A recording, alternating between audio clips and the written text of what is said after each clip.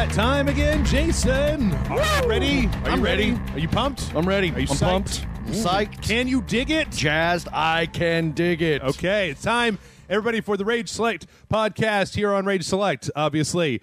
And Jason, how's it going with you? Awesome. Is it going good? Yep. Everything is awesome. Okay. Everything is amazing. Children are singing, birds are whistling, and all is right with the world. I don't believe it. You're not dancing around. You're not singing these sentiments to me. Oh, well, you're not playing Just Dance 2014, the Ghostbusters thing, to make me dance. Was that That's what you were makes me dance. Was that what you were doing? That was my hate dance. That was actually an African tribal dance meant to murder one of your friends. Yeah. To invoke the spirits to come in and just give me like a heart attack? Yep. Okay. Yep. Yeah. That's what I was shooting for. Do you? Okay, let me ask you this. I don't know if we've gone over this before on Rage Select, Jason. Okay. Do you dance? No. Ever? No. Like classy ballroom dancing? No, or? never. I took some swing lessons, and then I just stopped showing up. Yeah. After like two of them. Gap khakis era swing dance lessons? I think it was, Yeah. actually. It was Well, that was the thing. right around the summer of swing when the Cherry Poppin' Daddies were big. That is a and- terrible album. What? It is a terrible album. Fuck you. You should just go back and listen to actual swing music instead of... I people- do, but Zoot Suit Riot, that's a fun song. I listen to Louis Prima all the It was time. the first, 6 times that I heard it. And then, Well, yeah. after time number 6,000, I was Yeah. like, yeah, you guys can... Those guys are still turning out the hits. I'm just kidding. Are they really? They probably, Are they paying you for this? Are Probably you work doing at a car wash or something. Are you doing endorsements now? We could probably get them to write the Rage Select theme song for know- like a song. But that seems really weird to me because I like to imagine you and Allison as kind of the Gomez and Morticia Adams of the Rage Select Adams family. Sure, fair. And, so having you guys it would not surprise me if one night you guys just started to tango. You know, we were toying with that idea, but we just don't have the time or the energy. What about breakdancing? Oh, no. Couples breakdancing, is One that a of- thing? That's an one of- Olympic sport, right? One of Allison's notorious ex-boyfriends ate nothing but hash browns and wanted to do nothing with his life but break dance. This is a man with a very specific plan. It was very, very specific. It's a bad plan. Yeah. Don't get me wrong, but it's certainly not a break dancer. I would like to learn how to tango and swing dance. If you could stuff, be just but instantly good at any one sort of dancing, what would you choose? swing dancing. Swing dancing? Yeah. What about slam dancing? Well, that's again, back to my lovely wife. She's actually broken bones while in a mosh pit. Yeah? Yeah. Oh, well, I tell you what, Jason, before we go on, we've got our opening part here. Yeah. And we've been front loading so much that I don't know if you and I have anything to talk about that we haven't spoken to each other about before. But we do need to tell the folks that you're going to be I quit. out of pocket. No, that's not what you say. That's not what you say. God damn it. All right. I need to edit that part out. I need you to find one time where Jason said don't, and I need you to just cut those two words in half and put I don't quit in there. don't quit. That's right. No, You've got a secret Moonbase mission. Yep. You're going to go rescue the idol from a lost tribe. Yeah. You got to rescue the princess. Yeah, the thing I Allison's put on Rage Select was that I was going to jail for some war crimes. Okay. Shit, that's The Hague. It was a whole thing. Right. Just read the news. The gathering of the Juggalos. It finally happened. Yeah. You were the one who firebombed the Fago plant. That was what... I can neither confirm nor deny that. Okay. But anyway, you're going to be gone for... We'll be gone for 2 months. 2 months. Okay. Something like that, yeah. And for people who are listening, we're gonna go ahead and I'm gonna try to get you on the podcast every week. Yes. And because it can Skype to you from the space station or Moonbase 2 or wherever the fuck you're the at. Death Star. And then we're trying to front load up our Metal Gear Solid 3 Sequential Saturdays. Yeah, We've already done several of those. Yeah. So that you'll be on there, and so until then you'll be kind of checking in with us remotely. But yeah, is this the longest you've ever been away from Austin? Yes. Yes, it is. In ever or ever. Yeah. And so, well, I mean, since I moved here. Okay. 17 years ago or whenever it was. Okay. Are you nervous? Yeah. You worry about like not being able to eat at gyms you're gonna get like gyms withdrawal, just scratching. It's I'm gonna good barbecue. God knows that no other place in this country has greasy breakfast food that you could go to. LA's got some. So does the Moonbase. Has some really good food. The Moonbase has delicious food. I have to make a note now to bleep that out. Okay. Yeah, it's fine. I think Brushwood's already spilled the beans. Anyway, whatever. Am I bleeping that out or not? No, don't. Okay. No. Oh, all right. I'll be gone for a while. I'm not going to say why. Okay. It's very fucking obvious. Right. But whatever. That's what you kept telling me. I was like, we need to just say, I'm tired of making stuff up. You got to go to Ninja Training. You got to join the League of Assassins. I mean, actually, it's more fun to make up stuff that you're doing. Yeah. You have to find Carmen Sandiego. I'm going to go be a matador. That's okay. You always wanted to date Madonna? Is that what's going on? No. Her crazy bony arms. Have you seen her lately? No. She's gross. Yeah? Is she? Gross. Like a lich. I just know she's got, like, they've toyed with her face enough that it's like you can't tell if she's from Earth or not. But you still look at her arms and it's like, She's got the bat wings. Yeah, she does indeed. Well, let's see. Anything else? I haven't done. Have you done anything in the last week, Jason? You done anything interesting? No. Okay. No. I've been playing some Marvel Heroes. I've had a substantial amount of whiskey. Yeah. Been watching Hannibal. Yeah. Damn. How's Hannibal? It's good. A friend of mine, the guy that I know that's going to jail, he was like, he talks shit about Hannibal all the time. What? He says it's a really amazingly shot show, but that the actual contents of the plots are stupid. They're a little... That's not coming from me, you guys. I'm not saying that. Unbelievable. Okay. Yeah, I think they're, it's art horror. Okay. It's just very grotesquely gorgeous. You would recommend it to other people? Yeah. Okay. I like it if you got a stomach for it. Okay. I'm still stunned that it's on network television. Yeah. Yeah. That's kind of bananas. Well, I don't have a good transition this week because I got drunk last week on like a Thursday and then we recorded on Friday, and then I was hungover for 2 days because apparently I have no tolerance anymore for drinking anything. So yeah, Allison and we got pretty drunk this weekend. Yeah? Yeah. Six Flags? No. We went to an old folks' home. Oh, okay. And by drunk, I mean we took a lot of their medications. No, we You're just wandering through a retirement home, just like, hey, give me that, old man. Yeah. Shaking down the elderly for their medication. You drank a lot of whiskey. Right. With the Ramseys. Okay. And Jeff Ramsey, he was keeping up. It's like, oh, I see. Okay. Yeah. In fact, I think I was the drunk one. Yeah. And then he was fine. Yeah. It's like, all right. Okay. We'll see. And fortunately, Allison took me home before it got messy. So you were heading in the direction of a full-on... It was starting to get ugly. Marion Ravenwood turning the glasses over. There wasn't any open competition, but I was eyeing him. I'm like, he's holding up pretty well, and I'm 3 sheets, man. I've always wanted to be able to drink heavily, but I don't want to put the work in, Jason. Like, you gotta. It's commitment. You can't just drink on Friday and Saturday and be like a madman having a conversation in the afternoon with your, 3 fingers can't of drink whiskey. because you gotta, drive to work. Yeah, get up early. Okay, I know we talked about this before, but when the cars that drive themselves come, we're just all going to be drunk all the time, right? Yeah. Okay. Yeah. So this is what I'm hoping is this is where I look to the future, right? Is that people are like, oh, jetpacks and lightsabers. I'm like, fuck that. Here's what I want for the future: cars that drive themselves, and a cure for both cancer and AIDS. Because then we can just be drunk and fucking and smoking all day long. With no repercussions. And those things all lead to one another. Yeah, exactly. Like, you get as drunk as you want, right. Not worry about driving. Right. And then you can get the girl into bed. But then you got to worry about AIDS. Right. But they cure AIDS, get the girl drunk, get her into bed. Right. You have a good time. That sounded kind of rapey. Didn't mean it to sound that way. Have a good time. Then you want the post-coital cigarette, but you got to worry about cancer. Damn right. Cure all those things. Yep. It's bliss. Also, obesity. Obesity. So that we're all thin and good looking. Yep. We can smoke and drink, and we can just let the cars drive us around, and then we can just be awesome, right? Yeah, just a life of awesomeness. Right. I mean, how awesome would it be if you could go to work?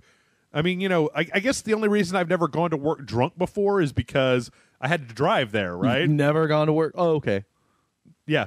Yeah. I've gone to work hungover. I can't say that. I've gone to work. Not with my current job. But Right. yeah, I'm more responsible now than I was. I went to work high one time. And it was because I ate so many pot brownies the night before that Yeah. I was still high when I woke up. I was at a job that I hated, and there was nowhere to eat or drink around this job except for a Chili's. Right. And so I went to Chili's on my lunch break on a mission. Yeah. And I just had all of their ridiculous frou-frou drinks. Yeah. You got girl drink drunk? Oh, yeah. Dude, I don't care. I like girl drinks. They're delicious. Sure. I prefer, push comes to shove, give me a scotch. Neat. Right. It's great. Sure. But, yeah, the other night, Yeah. we went to this Japanese place with the Cargills. And they had all of these fancy drinks on there, and I'm like, that sounds really delicious. And it was clearly what place? The Dojo. Aha! It's called the Dojo, Yeah. right? Suing them, by the way, Right. lawsuit. That's right.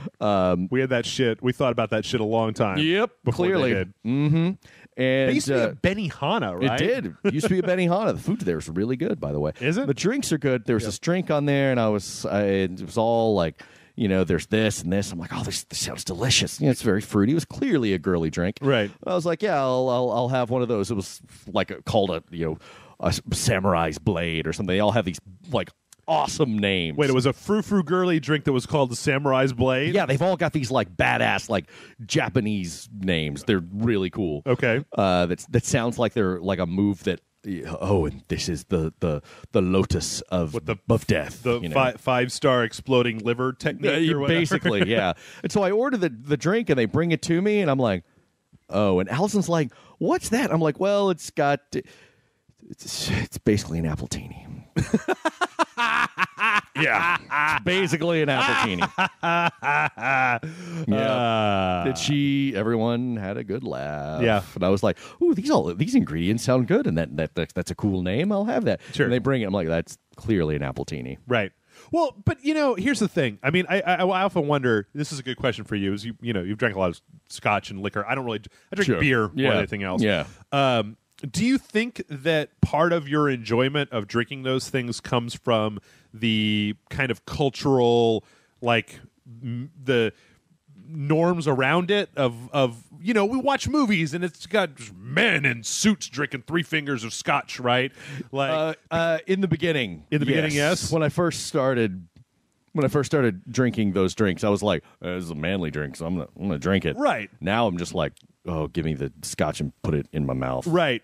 But in the beginning, I mean, if you were basically given a blueberry daiquiri that had as much alcohol in it as this horrifyingly disgusting brown liquid it smells like you should be using it to clean a wound out in the Civil War. Well, there are other things that go along with the blueberry daiquiri. You got all these sugars in there, Sure. and the syrups hurt my stomach sometimes. Okay. And so yeah. Motherfucker, you eat chili and eggs for breakfast. And I the know. Sugary syrup and a daiquiri hurts your stomach? Sometimes, yeah.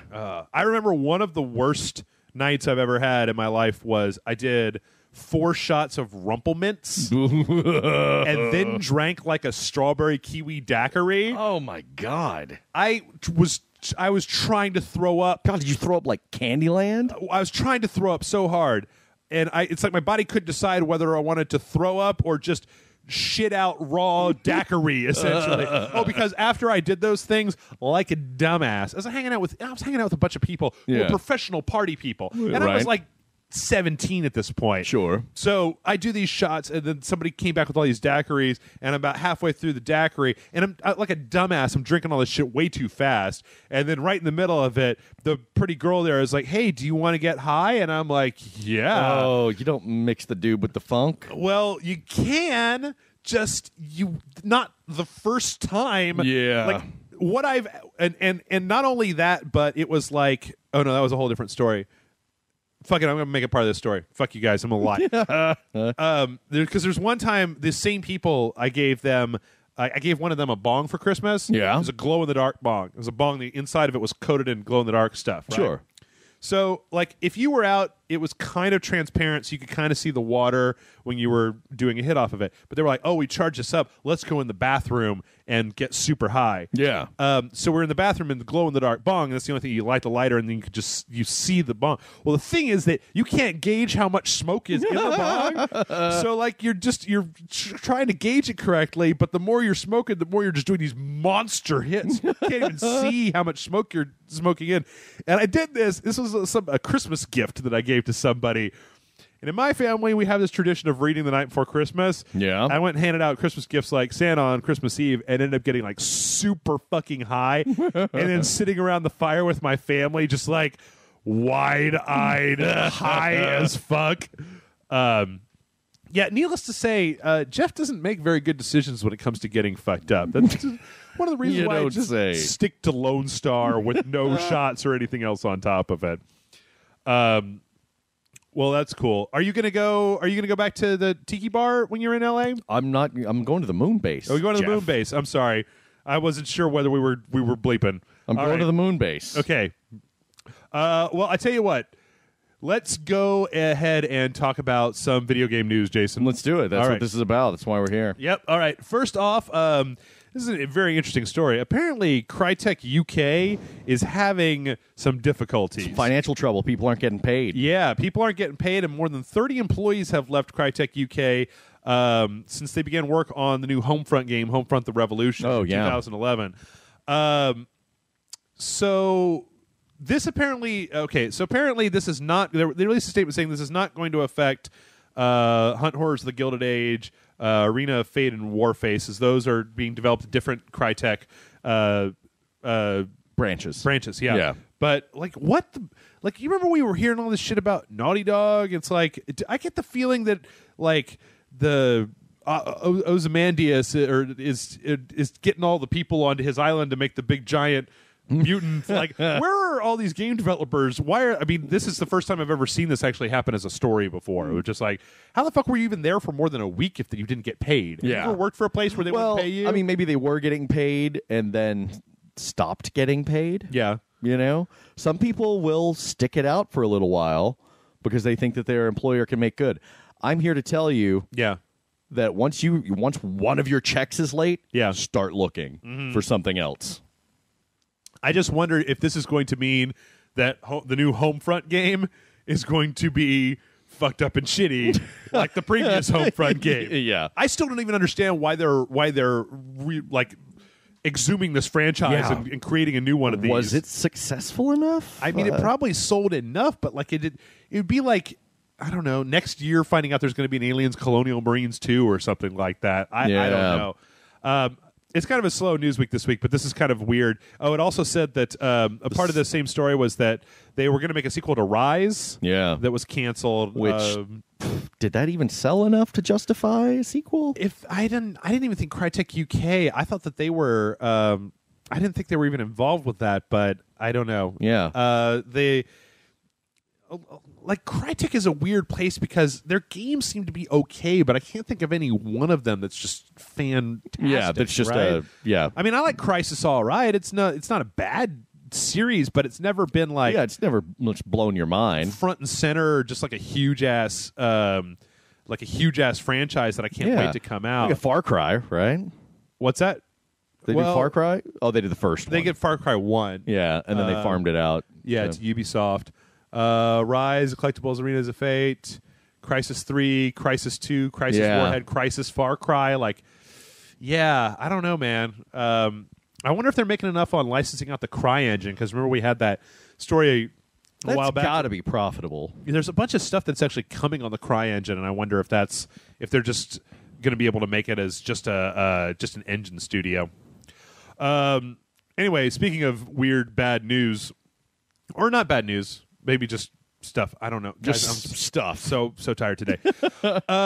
EA CEO Andrew Wilson. I love talking about Andrew Wilson. Andrew Wilson came out to say that he considers the Battlefield 4 launch to be unacceptable. You think? Which is good. Yeah. That we are finally to a point where we don't have to just have them out there like, yeah, we launched it and it was broken. Fuck you guys. Yeah. You bought it anyway. Eat it. Yeah. You're gonna like it. Hopefully this will help keep this. I don't know. Hopefully this will make Hardline's launch not be totally fucked up and broken. Well, he can say all he wants. Right. You know. I don't know. I played the beta for Hardline and it seemed like it was okay. Like I didn't have any of the difficulties that I've had. I didn't have any crashes. I didn't have any problems with playing the game. It just seemed to be a normal game. But then I didn't have that many problems with Battlefield 4 when I played it. I did. Yeah. And I loved it anyway, but it got really frustrating. Let me ask you, in a situation when a game is broken, what do you think, or has problems that people are seeing, what do you think the responsibility of the developer/publisher is? They have to fix it. Okay, do they have to fix it? But like, if they fix it 6 months after release, is that? I mean, is there? What do you think? Is there a time frame? I don't know. I think there does need to be a little bit more legislation on this. Legislation? Yeah, Really? I really do. Because right now it's like, well, you have to be able to play it through the end of the game without it crashing. Right. Which, that really wasn't the case with Battlefield 4. Yeah. I lost you played single-player games. Yeah, until I finally just gave up, and then it was crashing out of, and that might be fixed now. It was crashing out of the multiplayer repeatedly. Yeah, and that's unacceptable. Yeah, you can't sell me a product like that. I think that a lot of it probably comes back to, I mean, for my money, we've discussed this before, but I just think that if we just had some kind of advocacy where you could return a game. Yeah. I mean, if it was a digital, it doesn't matter. Digital game, physical game, yeah, any kind of game. But that, like, stores, you got to take this shit back within, like, 30 days. That would be good. Even if it's open. Who gives a fuck? Yeah. Like, yeah, I understand that you can beat a game and then return it and that people are probably going to abuse that system. But the way that it is right now just puts too much power in the hands of the developers and publishers. Yeah. Where, like, if you can't get a refund unless there's some kind of horrible blow-up. What? Are you saying all the power is in the hands of the corporations? I am! No. I am. Yeah, welcome to 2014. What are you talking about? Welcome to 1997, all right? Yeah. It's just getting worse and worse. What's next? Next up is actually good news for Battlefield as well, is that EA has said that that Hardline does not indicate that they want to annualize the Battlefield franchise. Oh, good. That they want to take their time and put it out. Now, you didn't get a chance to play Battlefield Hardline, did you? No, I didn't. Okay, I kind of wonder what you're going to think about it because it's a very different animal from. I'm curious because Battlefield. My whole thing with Battlefield was jumping in the tanks, the different vehicles, and doing capturing the points, the various control points and stuff like that. So this doesn't really seem to have any of that, but I'm intrigued. I mean, I think that it would be nuts for them to release a Battlefield game that didn't have some kind of conquest mode in it. Oh, like, sure. The modes they were showing, the heist and the blood money mode, one was kind of capture the resource, capture the flag-esque, and the other one was a little bit more narrative-driven where you had the 2 bags of money you had to get out and the cops had to stop you. But it would be stupid for them not to have some kind of conquest mode in the new Battlefield game, right? They could not do that, could they? They could. I mean, this really seems only loosely affiliated with Battlefield. I mean, it's all about changing the game types. I mean, a lot of the gameplay, the controls and everything seem very similar, but it just seems like they're taking kind of that framework and just throwing it into like completely different rules in it. So it's I don't know. From playing it, I would kind of disagree with that. To me, it just feels like Battlefield.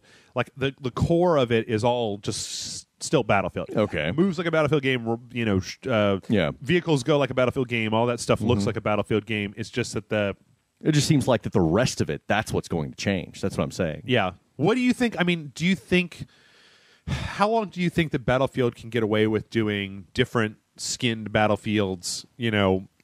Oh, just like upgrading the... Oh, okay. Yeah, I don't know. I mean, it depends on how different this one is, really. Because I was talking the other day with somebody, I think it was Grant, actually, about, or maybe it was John, about Battlefield and about, like, it seems like a no-brainer that your next step in Battlefield would be making a Battlefield game that had, that was more like PlanetSide that was like an MMO, right? Where you could have like legitimate like 100 on 100 battles, right? Yeah. So that even on a 64 player, because that's the upper limit on the PC, right? A 64, that's 32 on 32. That's a lot, but some of those maps are really big, massive maps, right? So that if you were able to branch it out further, because it just seems to me like I haven't seen a lot of evolution in Battlefield since Battlefield 2. Yeah, exactly. I mean, no, you're absolutely right. It's kind of been the same because Battlefield 2 brought the squads and the weapon progression and stuff like that, and it's just been the same thing with prettier graphics. Yeah, pretty much. I mean, there've been tweaks here and there, but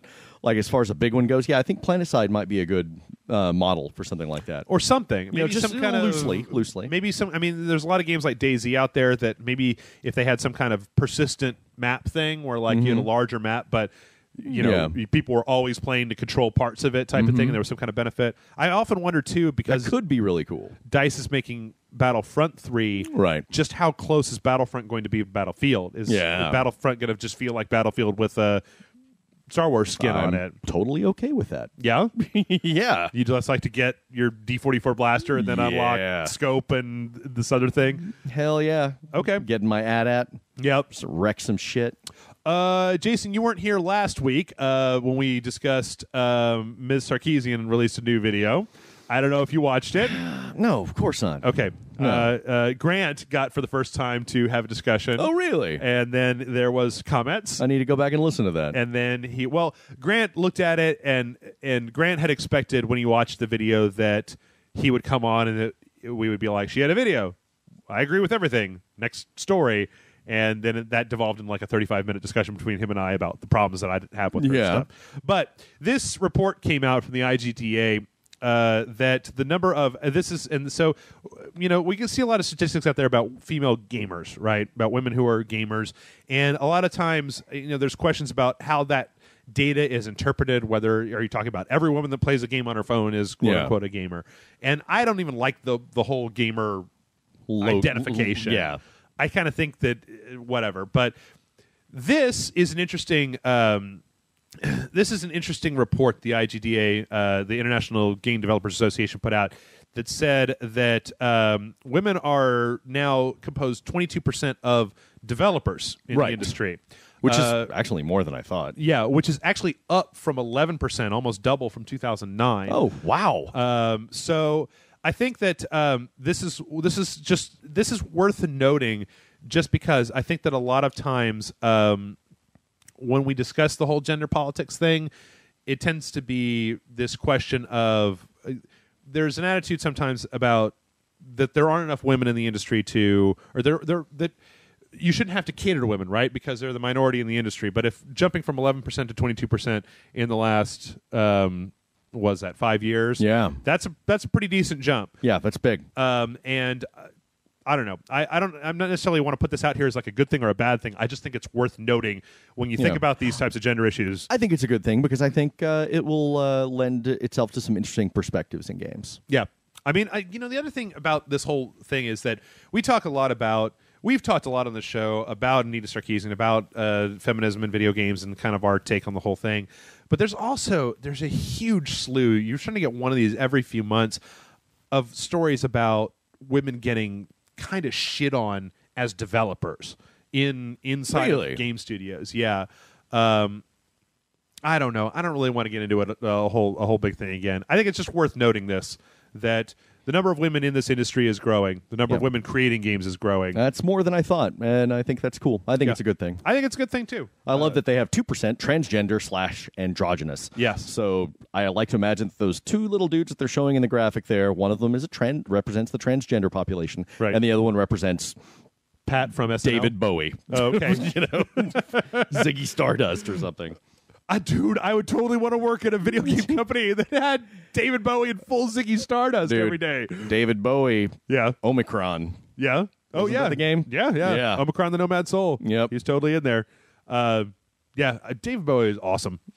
All right. Next up in kind of strange things, not that this story is all that strange, but Riot Games, the guys that make League of Legends, have this thing that they rolled out. This has been a story that's come up like multiple times in the last few weeks. I thought we should actually talk about it this week. Sure. Where they have a program in place where new hires to the studio can cash out if they leave within 60 days and get 10% of their full salary for the year, I believe it is. 10% of their annual salary if they leave the company within 60 days. Okay. And at first, like, the weird thing about this, and I think the reason I want to bring this up is because every time I see this in gaming news, the headline is always, Riot'll pay you to quit. But when you read what they're saying is that we want to give you the opportunity to come in and see if you want to work in our corporate culture. And if you don't, we want to send you on your way with some cash to keep I think that going. sounds amazing. This is one of the most awesome things that I've heard in a long time. Yeah. I've never heard of a big corporation doing anything like this. No way. So I think that this is completely and totally awesome. And I love it when companies do stuff like this where they're like, if you don't want to work here, then we don't want you to work here. We don't want you to feel like you have to pretend to work here. That is a great approach to corporate culture. Yeah, I totally agree. So Riot Games, you get the Rage Select, like, super duper thumbs up of the week. The blessings of Dongacles. Blessings of Dongacles be upon you. May the dong shine upon you. Is this the dong? And we got to come up with some kind of hand genuflection. gesture. Yeah. All right, and next up, this is going to be kind of a fast show this week, I think. The developers for Wolfenstein are talking about making a sequel. Right. I cannot be happier about this. You're very, very excited about that. Yep. I saw this today. Yeah, Machine Games say they would love to do a sequel. It's a quote from the creative director. We have a very, very clear idea of what we accomplished with this game and what we want to accomplish with the sequel. And I think that, like, from where that game ends in, the 60s, that they could go to some really interesting... I'd love to see 1980s punk rockers fighting weirdo 80s Nazis, like Patrick Bateman, Nazi Patrick Bateman or something. Yeah. Sid Vicious versus the Nazis. That's right.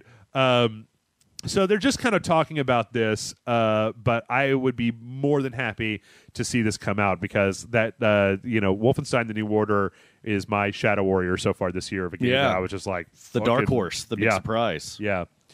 All right, last up. This is a very weird story. I read this. This is a very odd story. It's crazy. Okay, so apparently Primal Rage, you guys. For those of you who don't know Primal Rage was a fighting game in the arcade where you fought as dinosaurs. 94. 94? Okay. Yeah. And it was all the rage, so to speak. It was cool. It was a cool game. It had some interesting kind of combo mechanics. There was a fart attack. There was a monkey that would fart, and then that fart would travel across the screen. Now, apparently, there was a Primal Rage 2 that was in development but never actually released to the public. And this guy in let me go. The Galloping Ghost Arcade in Brookfield, Illinois, has managed to get what is presumably one of two functional. There were only two boards. There's believed to only have been two ever processed boards. Yeah. Of the 0.36 version of Primal Rage 2. Which I honestly didn't think that Primal Rage 2 was a thing. I thought it was a myth. Yeah. Like Polybius or something. Yeah. And it's apparently... now, this is the part where it's a little bit of a letdown, right? Is apparently Primal Rage 2 is cavemen fighting. It's not dinosaurs, it's dudes. Yeah. But in part of the attacks that they were showing on the screen, it looks like at one point the guy morphed into the actual monkey attacker, using his spirit or whatever. But apparently, if you're in Illinois or close to Brookfield, Illinois, I have no fucking idea where that is. No clue. Go to the Galloping Ghost Arcade. Go to the Galloping Ghost Arcade because it's apparently, I don't know if they're charging quarters for it or if it's free play or whatever, but they have some kind of semi-functional Primal Rage 2 cabinet there. Yeah, it's so rare. I didn't even think it really existed. It's bananas. This is crazy. And this is one of those things where there are some games out there. There are some things that you've heard about. Like, to me, this is a way more exciting story than digging up the ETs out of the landfill because absolutely, this is a game that I've heard about twice in my life. Was like, no, there's no way, right? And it's out there and you can actually play it. So one of our Rage Select listeners, somebody's got to be close to the vicinity of Brookfield, Illinois. I really want you to go to this arcade and play some Primal Rage 2 and report to us just how it is. Yeah, please do. Let us know. So with that in mind, we're going to go ahead and we're going to take a break. That's all the news we've got right now. It was a really slow week. There were a couple things out there that were kind of like, I looked summer. at them. What are you going to do? Yeah, it's really just slow for video games right now. But when we come back, we still do have plenty of questions to answer. Yes. So we're gonna kind of beef up our back half with questions, and we'll be back momentarily.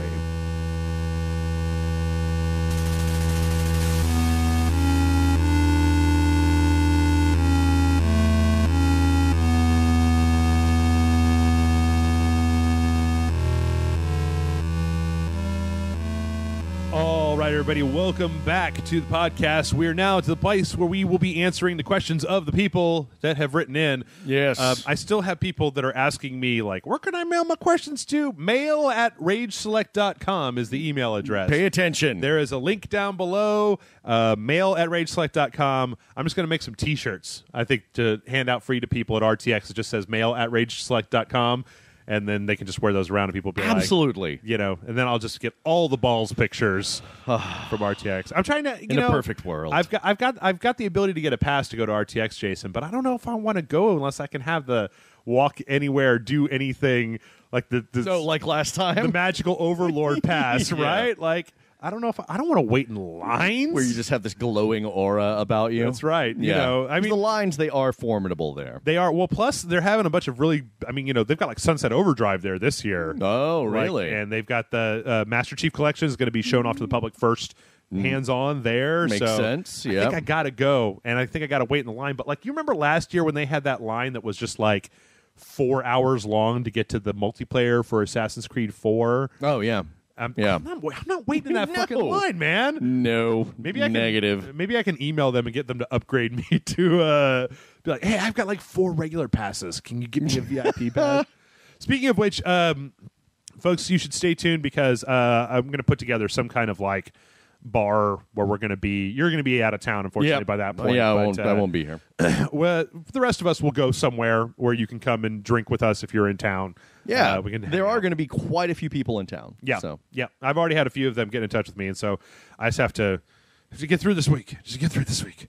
All right. Speaking of getting through stuff, let's get to these questions. Our first one comes in from Dirac, who says, "Hello, Rage Lords. What are your thoughts on the portrayal of mentally ill people in video games? By mentally ill, I am referring to disorders like bipolar, borderline disorder, schizophrenia, etc. The ones most people associate with crazies." Some people believe that the portrayal of mentally ill patients in games. Okay, I just got to reword this. Some people believe that the portrayal of mentally ill patients in games are that we're all a bunch of bloodthirsty lunatics who can't wait to tear apart and or eat normal people, and that this stigmatizes their medical condition and dissuades younger patients from seeking proper treatment. As someone with bipolar disorder, I have noticed in my limited subjective experience that many people are uncomfortable with the idea of mental illness, but the number of people who express outright fear at the thought appears to be relatively small. I'm interested in hearing your perspective on this. Thanks for your time, Dirac. No, I haven't ransacked a McDonald's. Or he says, P.S. No, I haven't ransacked a McDonald's for ice cream while wearing nothing but a thong, but it is on my bucket list. Don't stop dreaming. Yeah. You can achieve your goals. Jason, you want to give one of your patented Jason Murphy inspirational? You can do it. Never let anybody tell you that you can't go into a Yes. McDonald's in a thong and fuck the place up. Get some McNuggets and do dirty things with them. That's right. No, that's actually a very interesting, thoughtful question, and one that I haven't really thought of. It's something that the treatment of the mentally ill in mass media, whether it's movies or video games or books or what have you, is something that I found very fascinating. Like quite some time ago. Do you remember G.I. Joe toys in the backs, how they had the bio cards for each character Sure. when you bought the toys? Yeah, absolutely. I believe it was Stephen King that wrote the bio card for Zartan. Oh, really? Yeah. Okay. Because one of his sons was a big G.I. Joe fan. Okay. I could be wrong about that, but I'm pretty sure. But the original one presented Zartan as a paranoid schizophrenic. Okay. And people were up in arms about that. And that was in the 80s. Uh-huh. So I think people are more sensitive now to people with mental illnesses, but video games have always been a little behind the curve on stuff like that, I found. And it's tough because people really have some... I hope I didn't totally make that whole Zartan Stephen King thing up. No, people really have... mental illness is totally stigmatized, and it's a big problem, especially in the United States, because they they're treated like pariahs rather than someone with a sickness. Right. And that is kind of heartbreaking. It's, I mean, you know, but how do video games perpetuate that? Yeah, you never see anyone treated normally or treated like with compassion as a mentally ill person. But also, it's like, well, you've got a story to tell, and you have to keep people engaged. You might start seeing some more compassionate treatment of mentally ill people in video games in the indie market. When you play games like Gone Home, which I don't think there's anyone mentally ill in there per se, but it seemed to be a realistic portrayal of people. There's some games out there that kind of I don't know how you would classify them as kind of art indie stuff, sure. like Depression Quest or whatever. Oh, right. We'll do that kind of thing. Yeah, I think that what you're talking about, Derek, is actually a much larger problem that has to do with, or not even problem, but it's just a question of like, okay, so as a storyteller, right? You can chime in on this certainly. It is so easy to boil down a character to something that is easily identified, right? Yes, right. So you go, even in places where they, even in stuff, I would say you probably find, at least for my money, the most the highest concentration of portrayals of people with mental illness in like horror and suspense genres and things like that. But it's basically just used as a way to write off that this person is a bad guy. That they're a threat. Right, exactly. Yeah. But, I've actually been thinking about this recently in the terms of obesity. And that the way that we look at overweight or obese people is a character flaw. No. In media, is there a joke? They're either disgusting or they're a joke. They're the fat funny guy, right? And it's just a way. It's a way of storytelling where you're just simplifying everything to the nth degree. And I would say that the characterization that you're talking about with the mentally ill probably is also apparent in a lot of other things, in a lot of other. It's a trope, right? That's what it is. It's a trope, right? It's a way of explaining away somebody who's doing a thing without having to go into any kind of in-depth analysis. I think it probably is doing harm, but I don't think that going after video games that do that are necessarily the best approach, because that's more attacking the symptom. I think if you're going to get to the root of it, I think you really need to educate society at large about what mental illnesses are and how they affect people and the people around them. Right. Like I remember very specifically that there was a time in my life, at least, where I thought schizophrenia was multiple personality disorder. That was a common misconception, for a long time. And that the way that was always portrayed in media, this is before video games would ever deal with this at all. Yeah, was just it was portrayed in one way as a person who just they were Jekyll and Hyde. Just boom, boom, boom, boom, boom. Right. So I think it's just a way of simplifying fiction, and in some ways, I don't necessarily think. I mean, I think that it does do harm. I don't know. It's hard because you say that, if you are going to put some sort of mental illness and treat it respectfully, you're going to have to spend a lot more time focusing on the detailed specifics of that. Yeah. Which may, and I'm not saying that this is a good or a bad thing, but it may impact your story. Oh, you're going to need to tell a lot more about this one person instead of just saying that guy's crazy. Yeah. And we're moving on. And here's the thing: it's like you've got a bunch of enemies in a video game, right? Do you have to frame them all as people with problems? Right. And, well, here's his illness and that kind of thing. Yeah. Like if you're running around in Outlast or something like that. It's, I don't know. It's I can't think of an easy fix for it. It's a very sophisticated. It's a problem that does not have a simple solution. It's going to be a very sophisticated solution. But it is a problem. And I would say that probably, I hope that in the last, say, 5 to 10 years, I mean, you could probably speak to this, that we have seen that people in general, at least people that I know and the general public at large, seems to be more and more seems to be getting more and more sophisticated about understanding specific things, movements about certain people with certain causes. And I'm not talking about just people with mental illness, but I'm talking about gay rights and feminism and all this stuff. That there's more of a discussion that's being had about this stuff. I think so. Instead of just saying crazy, dismiss, you're done. Like I was just listening to this thing where they're talking about addiction and how we treat addiction now very differently than we did, say, in like the 70s, right? Right. We don't just say, well, you're a piece of shit because you can't stop doing whatever you're addicted to. We look at it as a legitimate thing that people need assistance with. But then there's also, I remember reading, Russell Brand wrote the really interesting editorial about Philip Seymour Hoffman about how drug addiction is still seen as this really negative stigma, and that asking for assistance a lot of times involves catching a lot of heat because people are just like, they judge you so negatively for being addicted to anything in the first place that it makes people want to hide that part of themselves, which can then exacerbate it to the point where you have tragedies like what happened with him. So, I mean, I'm personally of the opinion that anytime that you're judging somebody based on some kind of like knee-jerk predisposed reaction, you probably should be looking into whatever you're doing more than that, than just saying like, that's bad and then moving on. But once again, when you do that, it also makes this world a much more complicated place. Yeah. It's way easy to be like, well, that guy's crazy, and then move absolutely.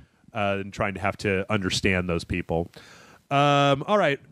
Our next question comes in from Doom Reaper. This is a big one. We got a bunch of big questions this week, Jason. All right, stick with me here. All right. Dear Rage Select podcasters, whenever I pull myself away from the wretched hive of scum and villainy that most people refer to as the internet, I live my life as a college student working towards earning a degree in film studies. One day I hope to be a filmmaker, and my pursuit towards earning a career in the industry has placed me in a really cool but fairly uncomfortable situation. Several months ago, I acquired an internship with a film company in Los Angeles, and I'm currently living in an apartment by myself in Beverly Hills, not far from the office where I work. There are only a small handful of interns working in my department, all of which are living in Los Angeles with the same family and friends that helped them to obtain their positions as interns in the first place. I'm going to skip that. As a result, though I've tried to be as friendly and outgoing as possible, I've yet to befriend any of the other interns and haven't spent any time with them outside of work. They already have friends and family in the area to hang out with, and therefore they claim to be busy whenever I invite them to do anything. Because I'm living in an area populated by very few people my age, I pretty much spend all of my free time alone. While this hasn't prevented me from going out and exploring the city, I tend to believe I have a fairly extroverted personality, and sometimes I just get tired of going out all by myself. Perhaps I'm used to making new friends via school and shitty part-time jobs, and now that I've been thrust into the real world, I don't know how to meet random people that I don't interact with in either of those types of environments. Nevertheless, I only have 1 month left before I leave California and head back to Ohio, and I want to make the most of the remaining time that I have left here. Have either of you ever been in a similar situation? If so, how did you manage to find new people to hang out with when you couldn't befriend any of your peers at work and or school? Seriously, I'm done trying. One of the interns is less talkative than the super boring chick that Jeff met at the bar several weeks ago. Thanks for spending so much time and effort making Rage Select a wonderful place to find video games, news, podcasts, entertainment. Keep up the good work. Also, classy for fuck's sake, gentlemen. Wait, did I read that wrong? Keep up the good work. Also, I think you meant stay classy. Stay classy for fuck's sake, gentlemen. Doom Reaper. Thank you, Doom Reaper. Doom Reaper. That's a tough position you're in there, Doom Reaper, but I've been there before. When I first moved away to college, I only knew a couple of people, and all of the people that those friends knew were assholes. Right. And I didn't want to be around them. So, yeah, I had to deal with that. That was really frustrating.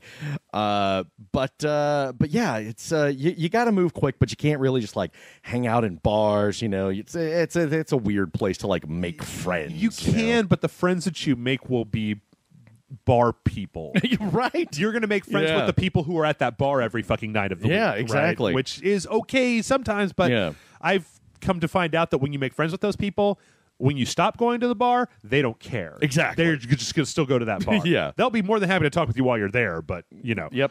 Friends come and go. Drinking is forever. That's right. But yeah, I feel like he also has a handicap being in L.A., man. L.A. is rough. Yeah. It's a cliquey, that's snooty kind of place. Weird. But, LA's big enough where there are all types of people. You don't have a lot of time, so you're going to have to take the direct method. I mean, a lot of times, you can go to like if you're into comic books, you go to the same comic book store over and over, start meeting people there. Or, you connect with people via whatever hobbies you like. Maybe there's a filmmaking group. Maybe there's a film viewing group. Join Cinefamily. Go to that. And find some meetups of independent filmmakers and hang out with them. There's that thing that's what is it? Just like meetup.com or something like that? Yeah. Where it's like, here are the people that like rock climbing. Here are the people that like swing dancing. Here are the people that like independent filmmaking, So do those. It's very direct and it gets people in a room together who want to meet other people. Have you ever done the meetup thing? No. Okay. I sometimes wonder about that.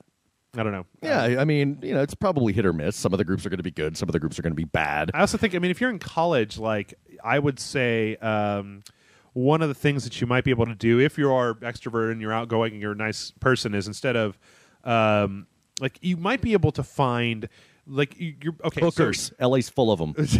Instead of going to instead of looking for bar people at bars, one of the tactics that you can do that neither Jason nor I can do without being kind of creepy is find out where the local students drink. Like, go to the college bars. Right? Oh, yeah. Because you're probably going to find more people that are more outgoing and more used to just mingling with other people. LA's big enough. You're going to have to get out of Beverly Hills. Though. Yeah. Definitely that.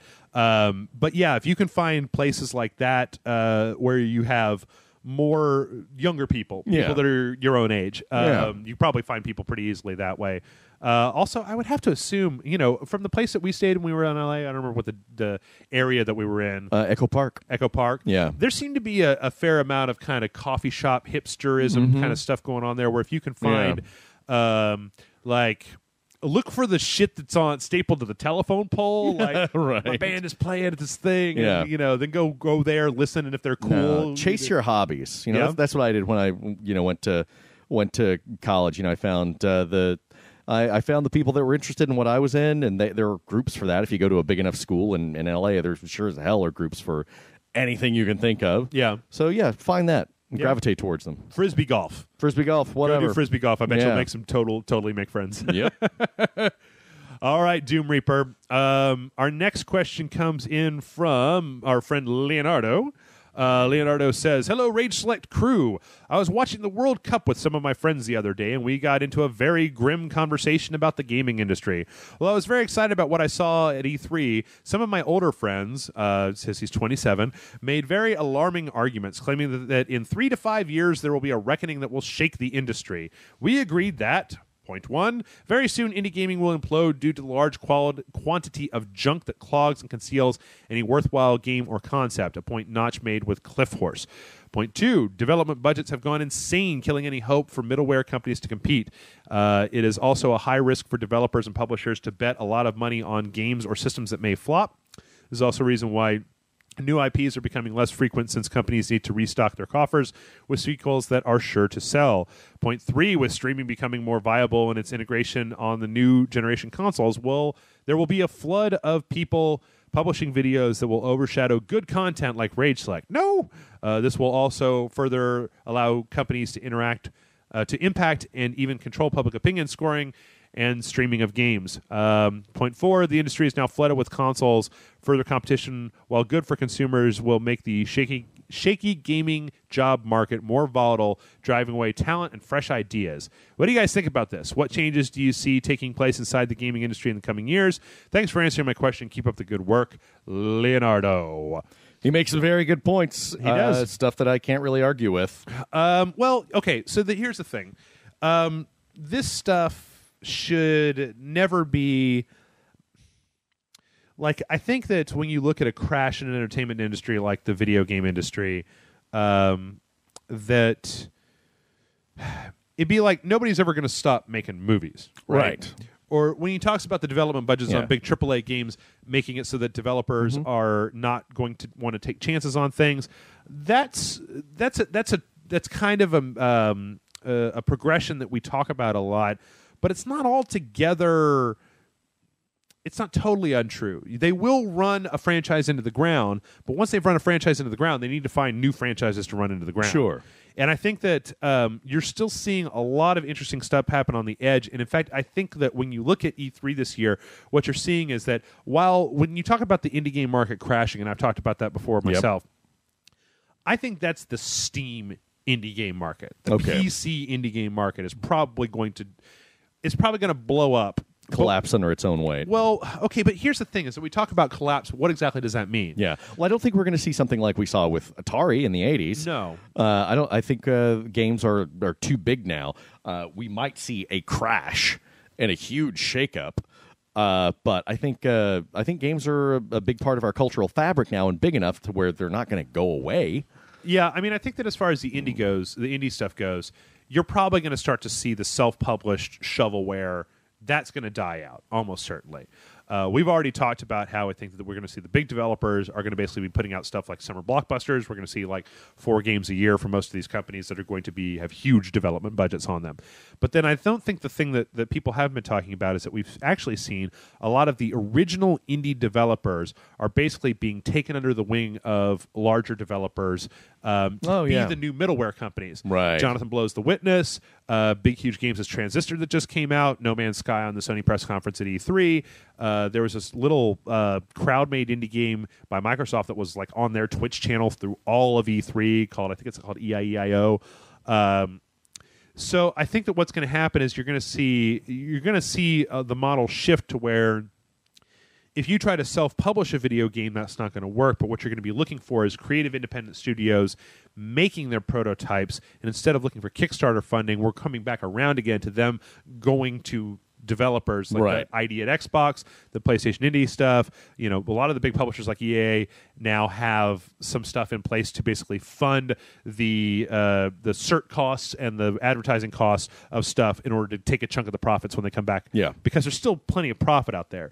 Like even if the game industry, even if the indie industry just was to totally die out, you know, look at what the big game companies out there. Yes, we're seeing a lot of sequels, but we are still seeing things like Sunset Overdrive, and like Bloodborne, and you know, there are things out there that are not sequels, that are original IP that's being developed. It's less so than it used to be, but I don't think I think that it's too big to. Well, we've got a lot of polarization now. Yeah, you know. Yeah, we've got a glut of indie games, and then and the big stuff is a lot of sequels and stuff like that. Right. So there's not as much there's not as much middleware, but I think you're going to see, like you said, a lot of indie stuff kind of making the transition to be middleware. Yeah, it's just a lot of the distribution is kind of obfuscating what's really going on there. Sure. The other thing to always keep in mind is that one of the greatest, or for my money, the greatest things about this industry is that you can't tell.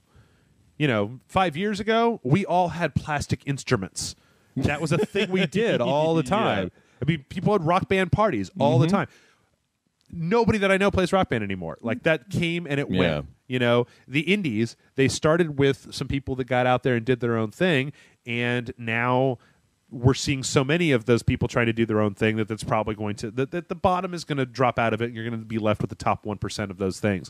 So who can tell what the next thing is going to be? Whether it's going to be big companies doing direct funding of I don't know, movie projects or something. But the nice thing about this is that I couldn't have told you that the whole indie game rise was even going to happen. Right. And it did. So you can't ever tell what's going to happen next. Like, fucking, what if some company puts out NES carts of a brand new NES game, and it turns out to be the next big thing because all the kids are like, ooh, it's a throwback. So everybody goes out and buys NESs, and suddenly NES game development becomes a thing for 2 years, and then we all forget about it. We throw our NESs back in the closet again. Exactly. You can never tell. Like, are phone games going to are they going to cause the 3DS and the Vita to go away? And if that happens, are we going to start getting more emphasis on phone game development to the point where they're going to be really, really super fantastic? Stuff that we would have to start covering on Rage Select.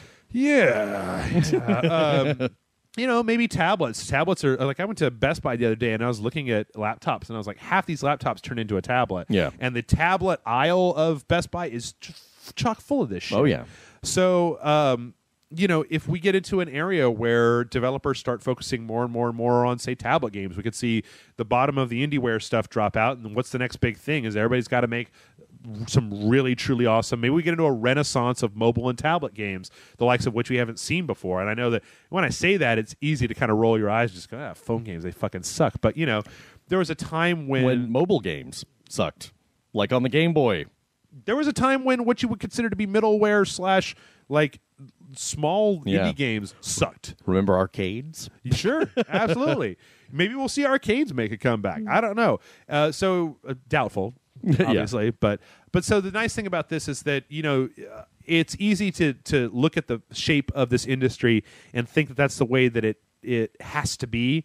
But if this stuff does start fucking up, I mean, we could see in the next 10 years all of the, Nintendo, Sony, EA, Activision, we can see all the game arms of all these companies just collapse into like smaller middleware titles where they're not putting out games that look like Uncharted 4 anymore. They're putting out stuff where you can develop it with 4 guys, right? Yeah. The entire industry, all of that stuff breaks down into basically high-quality indie games from here on out, which, I was listening to a podcast the other day where they were saying we should all really just stop saying indie games because they're just games. Right. They're not even this anymore. They've just become video. You look at Star Citizen and you say, is Star Citizen an indie game? Right. Like $30 million Star Citizen, really an indie huge game? team. Right. So, yeah, I think that I don't think you can really tell, and I think that the storm that you're talking about can do nothing but probably shake stuff up and get people thinking in different ways, which I think is always great. So, do you have anything else to add to this? Nope. I feel like that covers it. I feel like I've been going a mile a minute for a while now. All right, this next one comes in from Zero the Dawn. Zerathodon. Okay. Zerathodon says, "Hey, Jeff and Jason, I've been watching you guys since the show of old, and I still love watching you guys be dicks to video games today. However, this is the first time I've written to you. I'm not even sure if this is the right place to do it. It is not, but I picked your question very specifically. Anyway, I've been playing D&D with the same guys for a while now. My gang just got jumped by an extremely powerful enemy. While most of my friends were getting their fantasy asses handed to them, I was having no problem at all in fighting him. It ended up with him trying to get away and me catching him outside the town and then developing an evil plan to defeat the main villain, taking her power, and then killing my friends. Yeah. Of course, after making sure it was okay with the DM. Good for you. As a DM, I appreciate that shit. Anyway, I've wanted to know, what was your greatest D&D moments? Keep raging on, fellow disciples of Dongacles. Bye, I guess. You need to work on your outros there, Zero the Dawn. Greatest D&D moments. Did you ever play D&D? I played legitimate D&D a couple of times, handful of times with Randy, a couple of times. What does that mean, as opposed to like underground street D&D? Yeah, black market D&D. You got to knock on the speakeasy door. No, when I was a kid, I played like this bastardized version of what we could glean from like, seeing Dungeons and Dragons advertisements in comic books and watching the cartoons and stuff. Oh, you just made up your own system? Yeah. Yep. Yeah, and it was a mess. It was a kludge. But for actual, playing Dungeons and Dragons, played with Randy as the DM a couple of times, played with Cargill as the DM a couple of times. Yeah. Trying to think of my greatest moment, though. I don't know. Do you have anything? Oh, yeah. Let's hear it. Oh, yeah. Well, I can tell you, first of all, just to say, when you're talking about D&D, asking your DM if it was okay, I ran 2 separate D&D campaigns with people where we had one player that would just keep breaking the game. He had decided that, his character was irascible and a shithead. Yeah. And so, a level 30 lich would be trying to give you a quest and be like, well, fuck that guy. I want to stab him. I'm like, okay, you're dead. Now it's going to be a month because I have to write a new campaign because I can't run this campaign without you. But there are 2 campaigns, or 2 D&D campaigns that I always thought were very memorable. One was we had a 2nd edition campaign that was run by my alcoholic friend who's in prison, and it was a Planescape campaign. So it had a very kind of steampunk. But my friend was a big fan of William Burroughs. There was a lot of weird shit going on there. But what happened was he wrote this very loose framework, and the first time that we played, we had 4 people, and it was a lot of fun. We had a lot of fun. It was a few hours stabbing some people. We were good to go. So then the next time we invited another 3 people in, so we had 7 people, which as a DM I would say no, that's too many people. And then that second game, we started to get a little bit more fragmented into individual groups within our party. Yeah. The third time we played, we'd been telling our friends, oh my God, it was so much fun. It was so much fun. And that one was even more fun because there's a lot more social role-playing stuff. And then the third time that we played, another 3 or 4 people showed up. So we had 10 or 11 people that were playing at the same time. this is ridiculous. You should never try to run a campaign with 10 or 11 people. Because what happened was that our DM basically gave us the outline for what we were supposed to do, and it devolved into like that Stanford prison experiment where we had people making alliances, and before it was over, half of us were ready to just kill the other half of the party. Like, we'd turned on each other so hard. And when it was done, our DM was just like, I don't know what to do with you guys anymore. We can't play this anymore. But it was fantastic because we were talking about literally just, as many 12 packs of Mountain Dew as you could put in one room, and friends who I've known since high school screaming at each other and role-playing at the top of their lungs. It's awesome. The other one is one time I was in an evil campaign, and I played as an evil cleric, and, clerics, one of their primary stats in D&D is charisma. Yeah. So I had a really high charisma, which means I was this fucking psychopathic son of a bitch. But I was so smooth. Like Patrick Bateman. Everybody loved the character because it would just be like, make a charm, check, right? Or make a bluff check, right? Yeah. I was just like, fuck it, dude, I got it. Like, I don't even have to roll the dice. You'd be like, make a DC 15 bluff check. And I'm like, I have to roll a 3 or higher. Woo, And there was a part in that campaign where we got captured by these pirates, and they would lock us up in these cells and make us do hard labor, and they would keep everybody from sleeping so you couldn't regenerate any of your spells or anything like that. And so I kept doing these checks to charm over one of the guards, make me think I was his best friend. We ratted out these other prisoners so that this young guard, this like 17-year-old kid who was a pirate guard, like, we ratted out we were supposed to join up with these assholes and escape with them, but we ratted them out to the guards, and in response, they let us out of our cells and gave us some real food and let us, like, rest for, like, 10 minutes, right? And I was like, is his back turned? I want to do... No, he was asleep, and when you're asleep in D&D, you can do, like... You basically get... Draw dicks on their faces? No, like, if you attack somebody that's asleep, you get an automatic critical hit on them. Oh, nice. So I basically just went over to this kid who I'd convinced I was his best friend and just slit his throat. And all the other people that I was playing with were like, Jeff, you are fucked up. And I'm like, we are evil characters. We have been tasked by the Dark Lord to do a thing. And these assholes put us in jail. So, those are my two D&D stories. I can't really think of any. You don't have any? Yeah. Okay.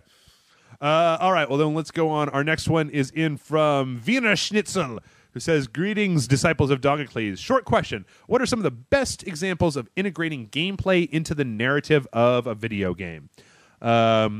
This is what I mean. I think that a good example is Zelda Majora's Mask. The world feels like it's really inhabited by the NPC, and everything you do has a certain effect later in the game. Another example is a Stanley Parable, because every decision you make leads to a totally different outcome of the game. On the other hand, although there is nothing wrong with The Last of Us, I feel the game doesn't gain anything by being a video game and might as well be a TV series. In fact, personally, I enjoy your playthrough a lot more than playing itself.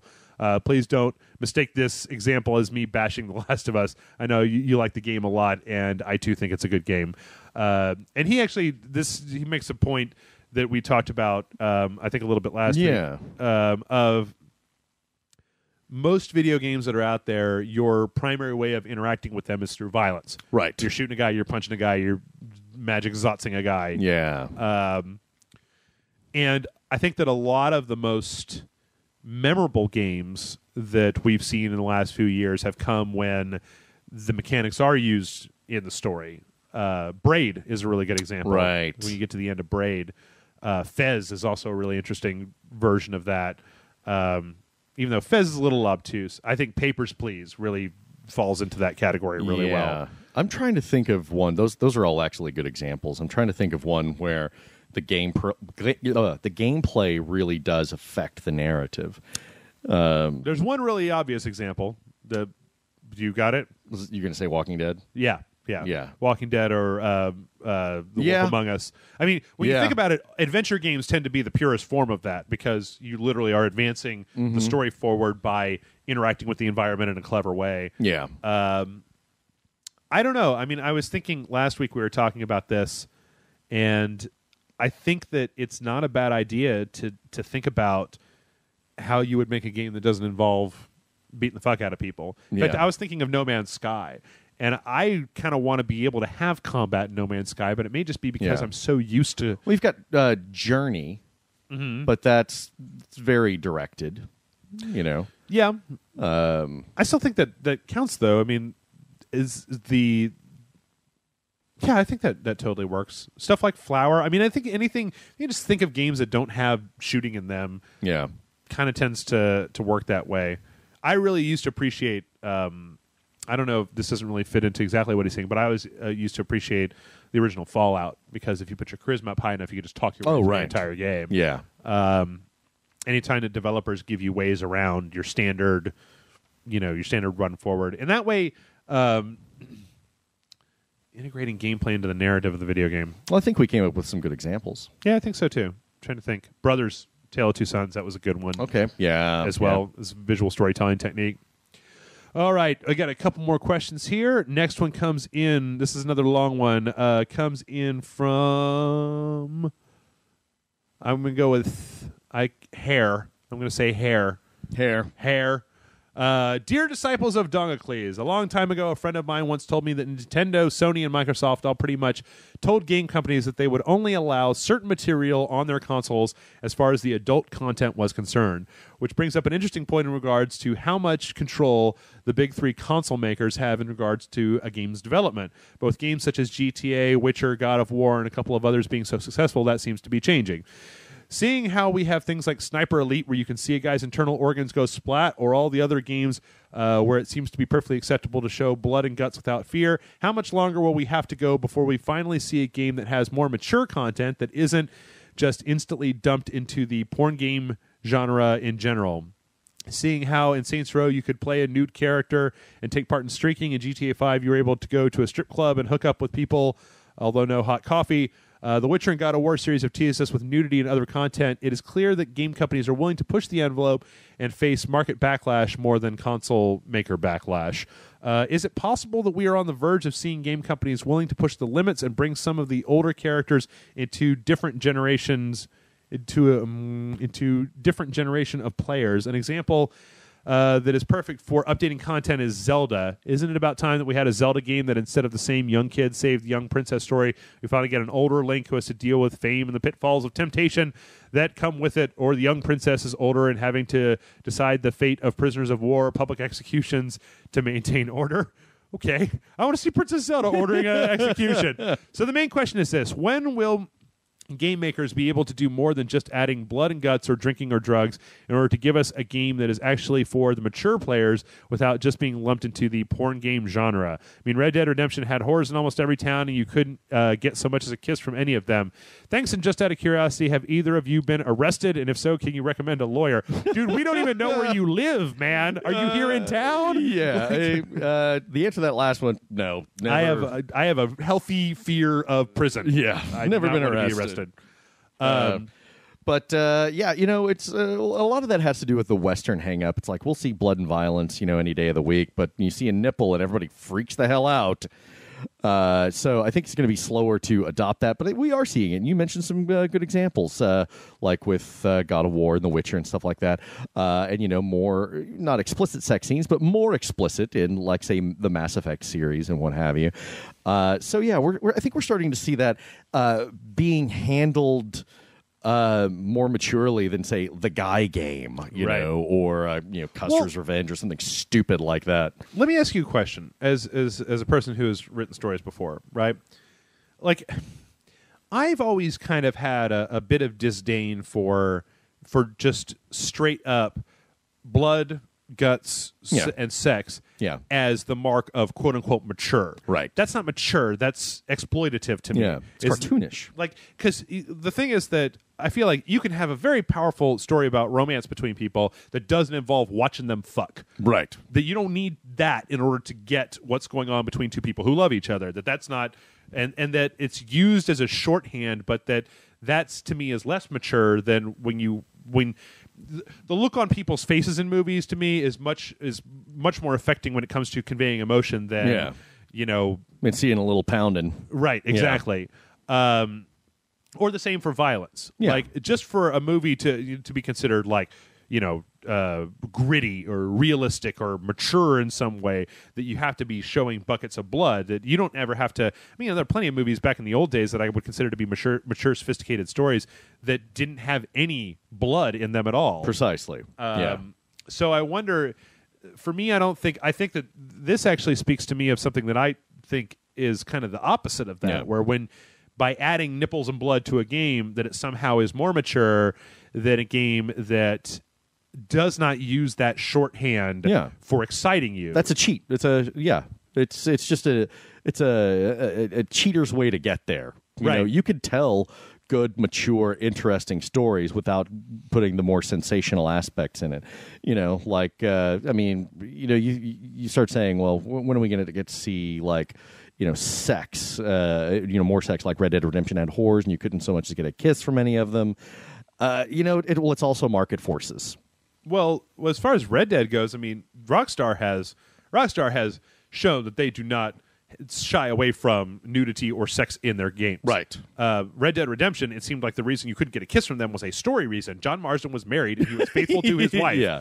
Like, he didn't have any interest in getting hookers. You did get to see a dude grabbing a horse's dick, so come on, what do you want? But I mean, I think that in all honesty, and my opinion on this stuff changes from time to time, but it almost seems like the more that we have blood and violence and tits shoved in our face, that stuff is affecting. There's a reason why it's a shortcut. It's because when we see it, it's exciting, right? It's the representation of something that we don't see very often in our life. But like with any other story element, you have to use it correctly. Sure, but I almost feel like there's maybe a greater point to be made here about that we live in a culture where we have fictions that use blood and sex and violence so often that sometimes stuff that is more mature just seems boring, right? Because it doesn't have as much blood, sex, and violence in it as this other stuff. Yeah. In fact, a lot of the just the stuff that the video game industry has. I mean, you and I watch Sniper Elite, and when the fucking bullet goes in the guy, Yeah. But that doesn't mean by any stretch of the imagination that Sniper Elite is anything more than just a good-looking comic book, It's pulp. It's not... It is. It's trash. It's not literature. It's a fucking penny dreadful, It's and there's a place for all of that. Sure, absolutely. I'm not saying there's anything wrong with that. But I don't think that, just taking Zelda and making it... And he's not suggesting this, but making it bloodier. I know there are a lot of people out there who would like to see that. Yeah. I don't necessarily think that makes it a better story.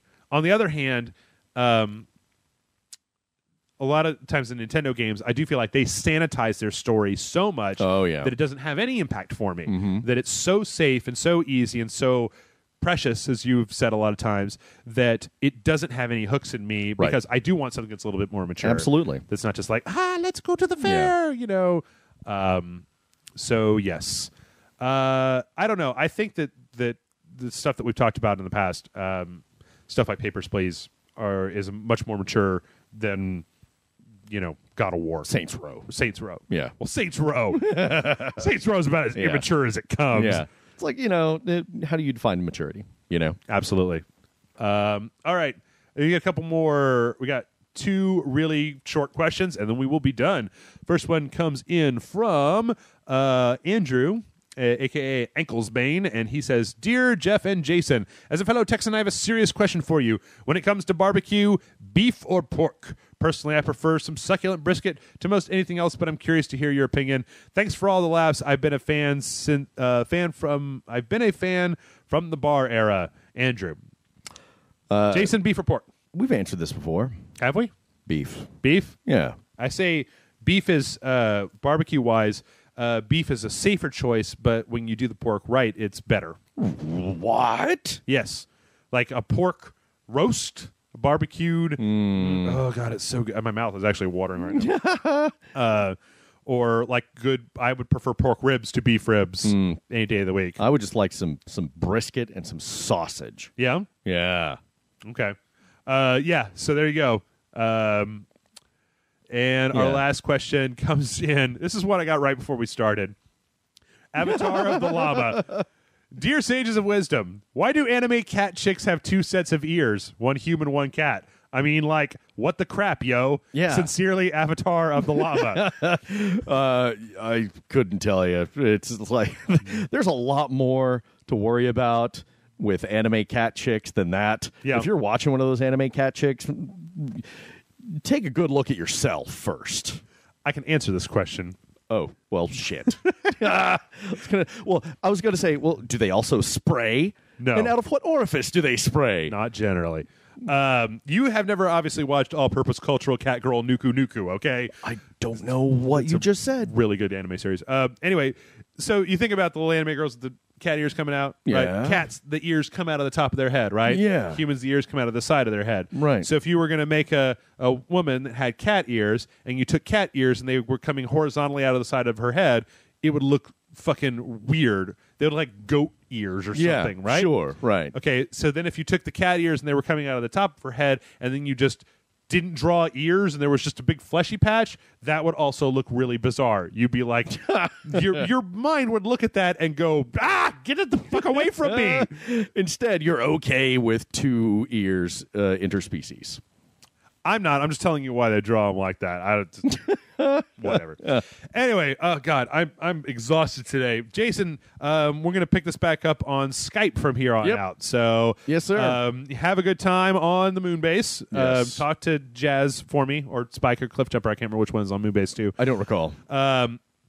And so you guys, if you want to send in your questions, send them to mail@rageselect.com. That is mail@rageselect.com. We usually put the podcast up on Sunday, and I want to tell people, remind them once again, it is always better to send your questions in on Sunday, because we record this podcast on various days throughout the course of the week. So the more questions that we have ready to go after Sunday, the better. And until then, I think it's time to have a barbecue challenge, isn't it? Did somebody mention barbecued meat? We got to call Woden's son. He's local, and he has some very specific thoughts about this. I have just saliva. He's also wrong. Coming out of my mouth. Let's go do this right now.